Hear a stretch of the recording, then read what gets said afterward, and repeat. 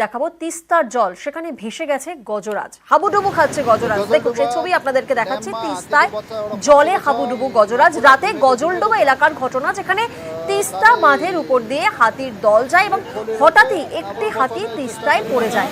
দেখুন কিভাবে জলে তোড়ে ভেসে যাচ্ছে সেই হাতিটি। রাতের ঘটনা, রাতে গজলডোবায় এই ঘটনাটি ঘটেছে। তিস্তার জলে পড়ে গিয়ে একেবারে হাবুডুবু খাচ্ছে গজরাজ।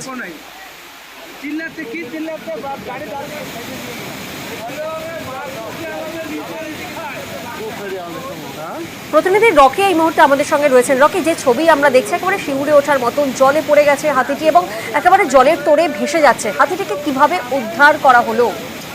প্রিয়াঙ্কা, তোমাকে বলে রাখতে চাইবো, সিকিম পাহাড় এবং ভুটান পাহাড়ে অবিরাম বৃষ্টি চলছে, যার ফলে কিন্তু জলস্ফীতি দেখা দিয়েছে বিভিন্ন নদীতে। তার পাশাপাশি কিন্তু তিস্তা নদীর জল বেড়ে গিয়েছে।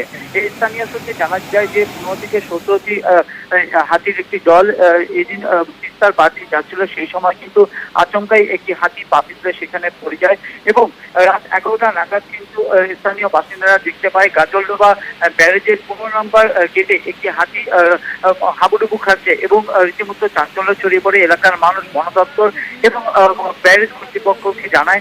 এরপর কিন্তু বন দপ্তর এবং ব্যারেজ কর্তৃপক্ষ তৎপর হয় এবং সেই 15 নম্বর গেটকে কিন্তু নামিয়ে দেয়। তো দীর্ঘ প্রচেষ্টার পর সেই হাতিটি হাবুডুবু খেতে খেতে কিন্তু শেষমেশ সেখান থেকে উঠতে সক্ষম হয় এবং সেখান থেকে কিন্তু ফের সে জঙ্গলে চলে যায়। বন দপ্তর সূত্রে জানানো হয় যে হাতিটি সুস্থ রয়েছে, কোনো রকম ক্ষয়ক্ষতি হয়নি, কিন্তু সেই হাতিটি সেখানে দীর্ঘক্ষণ জলের মধ্যে থাকায় সে যথেষ্ট জল খেয়েছে বলে ধারণা করা হচ্ছে। বেশ বেশ।